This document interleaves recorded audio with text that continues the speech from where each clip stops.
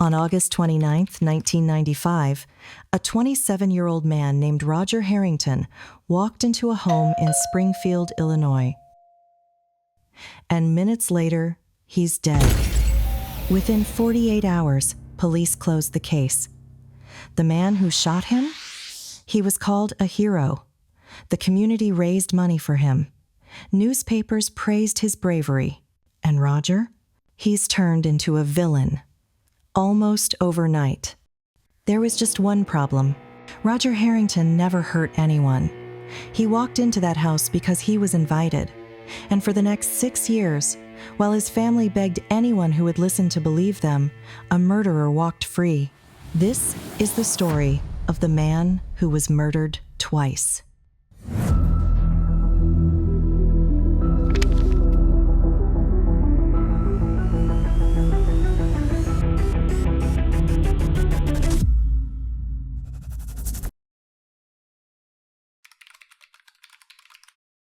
Before we can understand how Roger Harrington became the most convenient scapegoat in Springfield history, we need to understand who he actually was.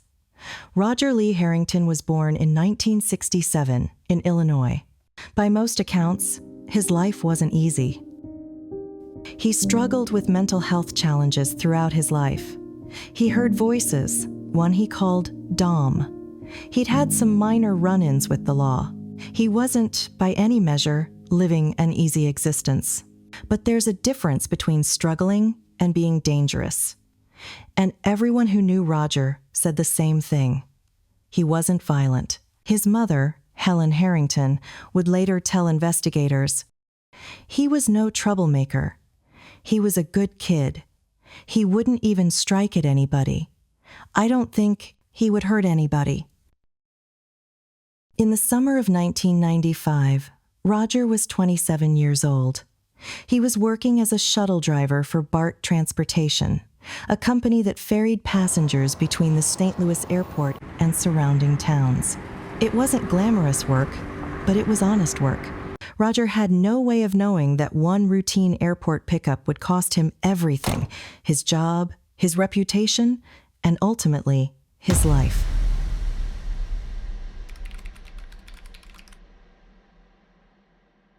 On August 23, 1995, a woman named Donnah Winger landed at St. Louis International Airport. She was 31 years old, returning home to Springfield, Illinois, after visiting her parents in Florida.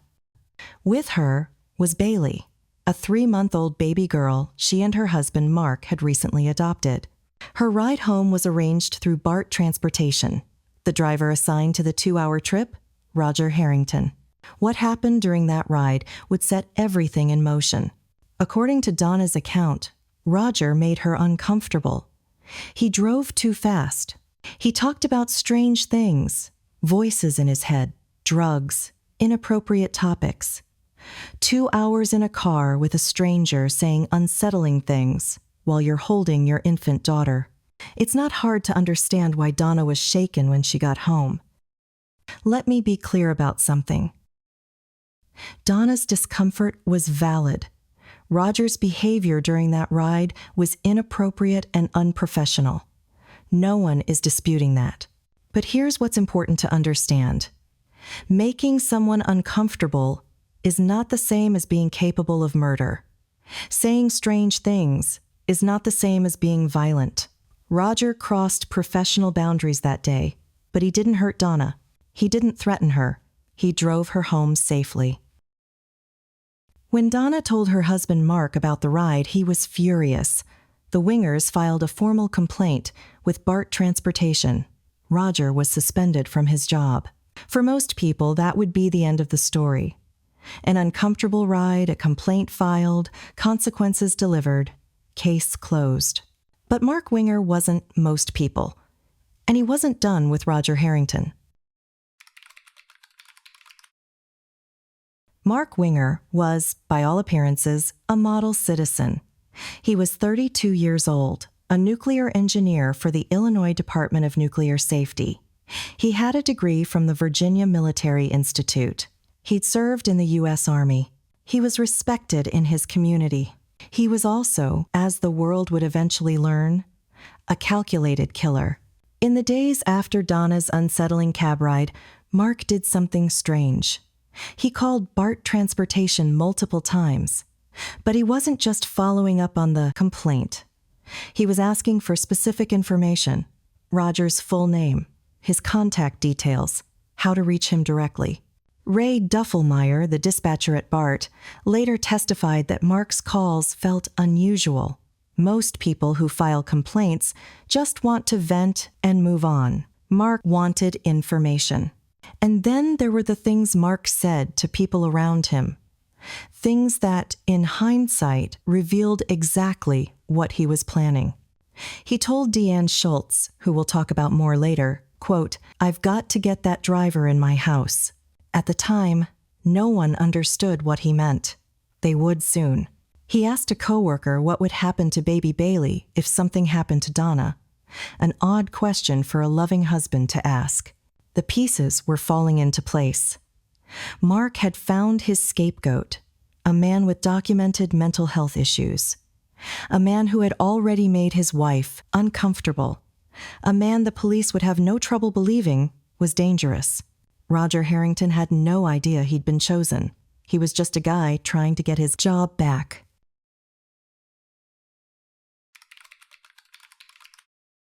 Six days after the cab ride, on August 29, 1995, Roger Harrington got into his car and drove to 2305 Westview Drive, the Winger residence.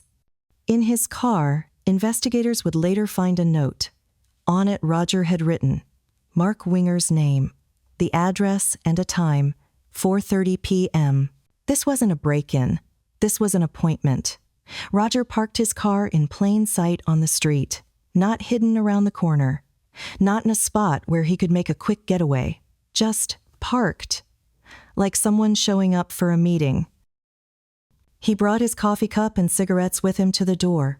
He didn't bring any weapons. There was a tire, iron, and knife in his car, left behind. Because why would you bring weapons to a meeting? What happened inside that house would be told one way for 6 years. And then, finally, the truth would emerge. At approximately 4:30 p.m., Mark Winger called 911. He was breathless, panicked, playing the role of a traumatized husband perfectly. I need everything. What's the problem? I just shot this man in my house. He's inside your house right now? He beat my wife. Does he have a gun? The flames are everywhere. Where's the man at? Yes, he's laying there on the floor with a bullet in his head. Did you shoot him? In the call, Mark claimed he had been exercising in the basement when he heard strange noises upstairs. He said he found a man, Roger, attacking his wife. He said he grabbed his gun and shot the intruder to protect her. Here's what police found when they arrived. Donnah Winger had been attacked with a hammer, Mark's own hammer that had been left in the kitchen. Roger Harrington had been shot twice with Mark's handgun. Both were still alive when paramedics arrived. Both would die at the hospital without ever being able to tell their side of the story. One responding officer did something that would prove crucial years later. Officer David Barringer grabbed his Polaroid camera and quickly snapped 3 photographs of the scene before the bodies were moved to the ambulances. Those photographs were filed away. For years, no one looked at them carefully. They would eventually become the key to everything. Mark Winger's story was compelling. A deranged cab driver, obsessed with revenge after losing his job, breaks into a family home and attacks an innocent mother. The brave husband hears the commotion, grabs his gun, and shoots the attacker. A tragedy, yes, but also a story of heroism. The police bought it immediately. Within 48 hours, just 2 days, the case was closed. The official ruling, justifiable homicide in defense of home and family. Sangamon County State's Attorney Patrick Kelly made a public statement. I anticipate there will never be any charges filed against Mr. Winger. The community rallied around Mark. Here was a grieving widower, a new single father, a man who had done what any husband would do to protect his family. People raised money for him. They sent cards and flowers. The newspapers called him a hero. Mark even wrote a letter to the local paper, thanking the Springfield community for their support during his time of grief. He collected $150,000 from Donnah's life insurance policy. He received another $25,000 from a state fund designed to help victims of violent crime. Meanwhile, the Harrington family was living a nightmare. Roger's mother Helen, his father Ralph, his sister Barbara, they knew the story didn't add up. They knew Roger. He wasn't capable of what they were saying he did. Barbara Howell, Roger's sister, tried to talk to the police. No one would listen. Roger was buried with the word murderer attached to his name. His family grieved not just his death, but the destruction of his memory. The case was closed. Mark Winger was a hero. Roger Harrington was a monster. And that's how things stayed. For years. With the case closed and his reputation as a hero secured, Mark Winger moved on with remarkable speed. He needed help caring for baby Bailey, so he hired a nanny, a 23-year-old woman named Rebecca Simic. She moved into the Winger home in January 1996, less than 5 months after Donnah's death. Within weeks, Mark and Rebecca's relationship became romantic. 14 months after Donnah was killed, they were married. They would go on to have 3 more children together.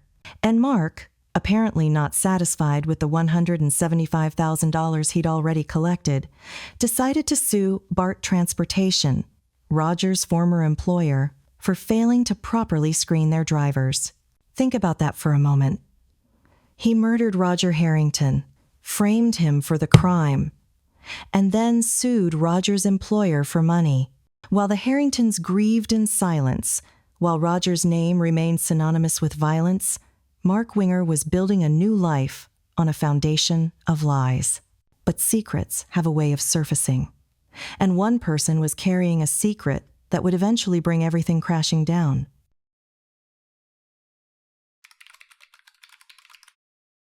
Deanne Schultz was Donnah Winger's best friend. They'd known each other for years.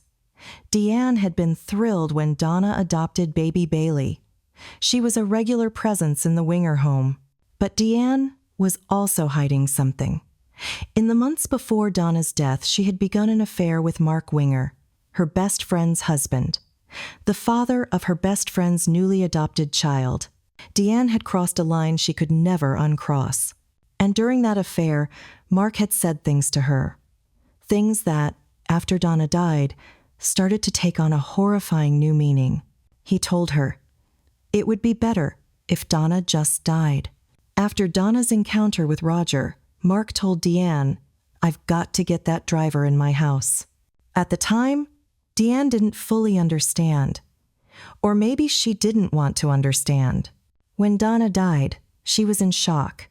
When the police ruled it a home invasion gone wrong, she told herself that's what it must have been. But the doubts never went away, and neither did the guilt. After Donna's death, Mark continued the affair with Deanne briefly, and then dropped her. He'd moved on to Rebecca, the nanny. Deanne was discarded. What followed were years of torment. Deanne spiraled into depression. She attempted to take her own life multiple times. She underwent electroshock therapy. The weight of what she knew, or suspected, was destroying her. For nearly 4 years, Deanne kept the secret. 4 years of watching Mark live his life as a hero. 4 years of knowing Roger Harrington's family was suffering under a lie. In February 1999, Deanne Schultz finally walked into the Springfield Police Department. She was ready to tell them everything. Deanne's confession reopened everything. Suddenly, Mark Winger wasn't a grieving hero, he was a suspect. But investigators faced a problem. In the years since the case was closed, much of the physical evidence had been released to Mark's attorney for use in his lawsuit against BART Transportation. Think about the irony of that. The police had handed over evidence to the killer's own lawyer so he could sue the employer of the man he'd murdered and framed. But not everything was gone, and what remained would prove to be enough. Detective Doug Williamson had always harbored doubts about the case. Even in 1995, something had felt off to him. Now, with Deanne's testimony, he had a reason to look again. The investigation team recovered what evidence they could, and then they found them. The 3 Polaroid photographs that Officer David Barringer had taken at the scene in 1995. The photos that had been filed away and forgotten. When Detective Williamson looked at those Polaroids, he knew immediately. He later said, "It didn't take but 10 seconds. It was a smoking gun." Here's what the photographs showed. Mark had told police that Roger was kneeling next to Donnah, attacking her with the hammer, when Mark shot him. He said Roger fell backwards, with his feet remaining near Donnah's head. But the Polaroids showed the exact opposite. Roger's body was positioned 180 degrees differently than Mark had described. His head and feet were in the wrong places for Mark's story to be true. The photographs didn't lie. Mark did. And there was more. That note in Roger's car, the one with Mark's name, address, and 4:30 p.m. written on it, suddenly made perfect sense. Roger hadn't broken in. He hadn't stalked the Wingers. He had been invited. He showed up at the time he was told to show up. Blood spatter analysis confirmed it. The position of the wounds confirmed it. The entire scene had been staged. After 6 years of being called a hero, Mark Winger was finally revealed for what he truly was. On August 23, 2001, almost exactly 6 years after the murders, Mark Winger was arrested at his workplace and charged with 2 counts of first-degree murder.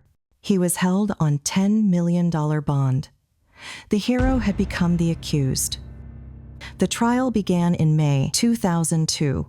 The prosecution presented everything.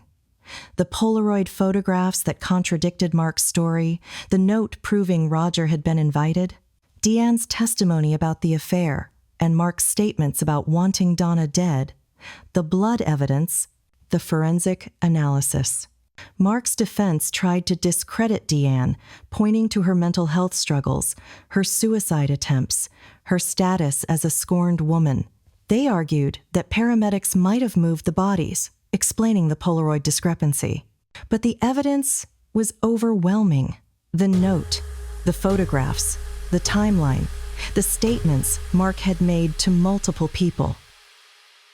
On June 5, 2002, after 3 weeks of trial and 13 hours of deliberation, the jury returned their verdict. Guilty, 2 counts of first-degree murder. Mark Winger, the hero, the grieving husband, the devoted father, was convicted of murdering both his wife Donnah and Roger Harrington. He was sentenced to life in prison without the possibility of parole. 6 years, 7 months, and 3 days after Roger Harrington was murdered and blamed for a crime he didn't commit, his name was finally cleared. Detective Charlie Cox, the same detective who had dismissed Roger's sister years earlier, later said publicly, "I was ashamed of the way the investigation went. I hurt Roger Harrington's family. I ran his name through hell for no reason. He was an innocent victim."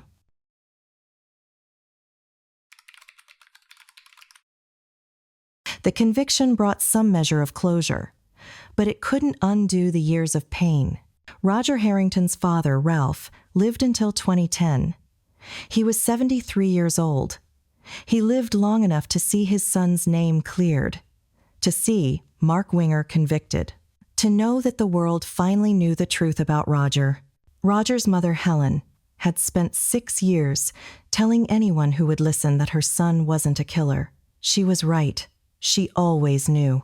Donnah Winger's family, her mother Sarah Jane, her stepfather Ira, had supported Mark through the original investigation.